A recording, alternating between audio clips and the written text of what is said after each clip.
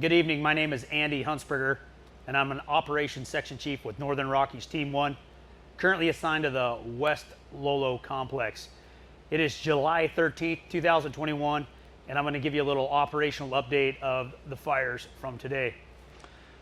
I'll go here and start on the Deep Lookout Mountain Fire. Just southeast of Superior, Montana. This is Superior. Just to the southeast is the Lookout Mountain Fire. This fire is currently about 300 acres. Used a lot of aerial resources today, a lot of bucket work from helicopters, retardant planes, and we have several crews now on it. And working right alongside those crews is we have some heavy equipment as well. Today was a pretty good day there. They're having some challenges. It's really rocky and steep. A lot of fuel on the ground, but we're still making progress, and the crews on the ground still feel it's viable that we'll be able to get all the way around this fire in the coming days. One of the fires that you can see that's off the map, those of you who have been paying attention the last couple of days, is the Sunset Fire. The Sunset Fire was just about 19 acres. That fire is really looking good. We're starting to downsize that and release some of those resources. One of the other things I'd like to point out this evening is, to the southwest of Superior, we located another new fire tonight, just about 1/4 of an acre. We already had aerial resources in the air and ground resources in the area, so we were to jump on that fire very quickly, and it's now currently and having line dug around it and in mop-up phases. When I come up here to the Seagull Creek fire, that fire's just right around 20 acres. Things are really looking good on that fire this evening. The crews that are on scene there were able to get all the way around the fire with containment lines, and they're in mop-up phase right now. So we're looking tomorrow or even the next day to start pulling some of the resources off that fire.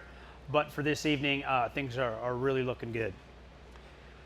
You come across the Clark Fork River here to Sheep Creek. That fire is now fully contained, and we already released some resources.